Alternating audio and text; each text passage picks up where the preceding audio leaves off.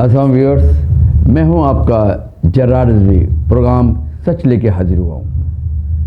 Film का topic हो, cricket का टॉपिक हो, सियासत का टॉपिक हो या कोई जनरल टॉपिक हो, जो बोलूँगा सच बोलूँगा, सच के सिवा कुछ नहीं बोलूँगा। आज मैं आपको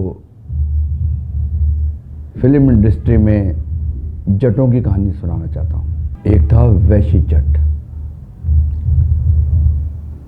ये वो स्क्रिप्ट था जिसे नासिर अदीब साहब बड़े बड़े इंडस्ट्री के डायरेक्टरों के पास लेके फिरते रहे, मगर किसी की समझ में नहीं आ रहा था कि ये वैशी जट क्या है बनेगा, क्या तबाही लाएगा इंडस्ट्री में, कितनी कामयाबी लिपेटेगा, किसी को नहीं पता था।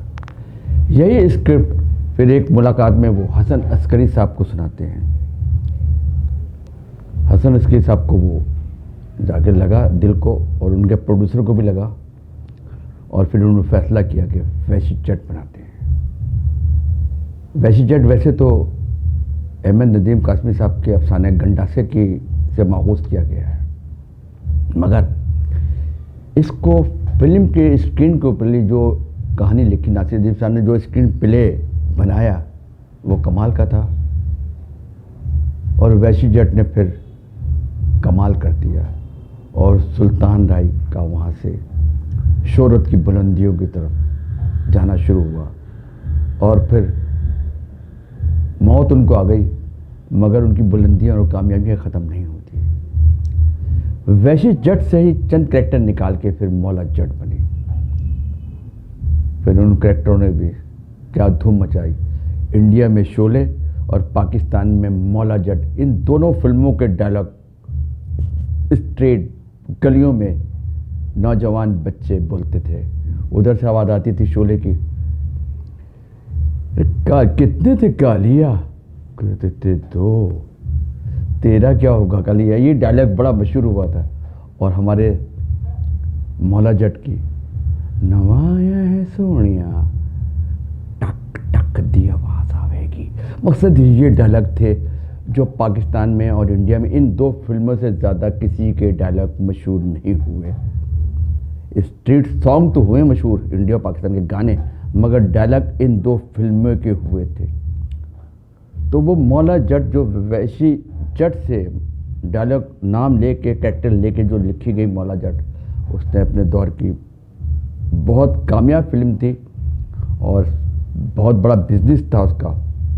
मगर अब फिर 35-40 साल के बाद आ रहा है लेजेंड ऑफ मौला जट। किरदार वही हैं और राइटर भी नासिर अदीब। वैशी जट, मौला जट, और अब लेजेंड ऑफ मौला जट के राइटर नासिर अदीब हैं। मगर उन्होंने इस फिल्म को आज के हिसाब से, जो दौर चल रहा है, जो नई जनरेशन आई है, नया सिनेमा आया, उसके हिसाब से स्क्रिप्ट, उसके हिसाब से डायलॉग लिखे हैं। मैंने फिल्म नहीं देखी है, मगर ट्रेलर टीज़र देख के मैं एक दो बातें तो कह सकता हूँ जो मैंने प्रोमो में, टीज़र में, ट्रेलर में देखा है। इसमें दो एक्टर बहुत हिट होंगे, पॉपुलर होंगे, उनको इज्जत वैसे भी है बहुत, उनको अल्लाह ने इज्जत दी, इसमें भी देंगे। ये वैसी इज्जत मिलेगी जैसी मुस्तफ़ा कुरैशी और चकोरी बेगम को मिली थी। मुस्तफ़ा कुरैशी भी उर्दू फिल्म के एक्टर थे, चकोरी बेगम भी सिंधी या उर्दू फिल्म की थी, पंजाबी कितनी नहीं थी, मगर उन दोनों ने जो परफॉर्मेंस की वो अमर हो गए थे दोनों।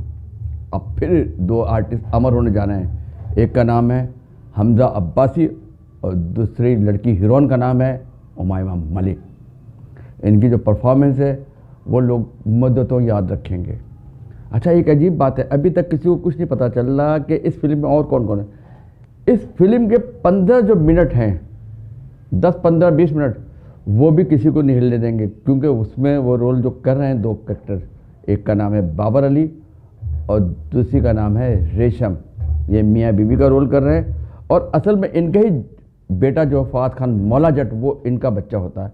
मगर दुश्मनों से लड़ता हुआ बाबर अली अपने दोस्त के हवाले बच्चों को कह के कहता है कि मौला जट को तूने पालना, ये करो, ये लेके भाग जा, दुश्मन आ रहे हैं, वो लेके निकला। और यहाँ से फिल्म का पहला टाइटल आता है मौला जट। ये है मौला जट की असल कहानी। एक चीज़ और, बड़े बड़े नक्काद हैं और इसको जो रिलीज़ करने जा रहे हैं नदीम मांडिया वाली, वो बहुत बड़ा नाम है पाकिस्तान का, और सिनेपैक्स का मैं समझता हूँ वो पायनियर हैं। उनकी वजह से इस पाकिस्तान में सिनेप्लेक्स सिनेमा का वजूद आया और वो बहुत बड़े डिस्ट्रीब्यूटर भी हैं। वो इस film legend of Maula Jatt को लगाने जा रहे हैं। ख्वाजा राशिद साहब के भी कुछ रिमार्क्स आए हैं और भी हमारी इंडस्ट्री के बड़े बड़े लोगों ने भी रिमार्क्स इस फिल्म के बारे में तबसरे किया है और इंडिया से भी बड़े बड़े डायरेक्टरों ने पाकिस्तान की इस फिल्म की बड़ी तारीफ़ें भी की हैं। तो मैं ये कहता हूँ, बड़े बड़े लोगों ने कहा है, कोई कहता है, सैयद नूर साहब ने भी बड़ी तारीफ़ की है कि ये फिल्म बहुत बड़ी फिल्म है और ये फिल्म करोड़ के करीब बिजनेस करेगी। और अभी एक हीरोइन ने, हमारी किसी एक हीरोइन ने भी शायद अभी मैंने देखा था फेसबुक पे, उसे कहा 50 करोड़ का बिजनेस करेगी। मगर मैं आज आपको बताता हूँ, लेजेंड ऑफ मौला जट एक तो पाकिस्तान में हॉलीवुड, बॉलीवुड और ख़ासकर पाकिस्तान की जो लॉलीवुड की फिल्में, इन सब के जितने बिजनेस बड़े बड़े रिकॉर्ड्स हैं वो सबको वो बीट कर देगी, सारे रिकॉर्ड तोड़ देगी बिजनेस के, ये मैं आपसे कह रहा हूँ। और ये कम से कम 2 अरब से ज़्यादा बिजनेस करेगी फिल्म। आज तक पाकिस्तान में ना हॉलीवुड, बॉलीवुड किसी फिल्म ने तब बिजनेस नहीं किया होगा जो लेजेंड ऑफ मौला जट करेगी। और याद रखें मेरी बात, लेजेंड ऑफ मौला जट वो लोग भी देखेंगे जिन्होंने कभी कोई फिल्म देखी नहीं। फिल्म बीन तो जाएगा सिनेमा को देखने, मगर वो लोग भी जाएंगे सिनेमा में जिन्होंने कभी फिल्म देखी नहीं। क्या ख्याल है आपका?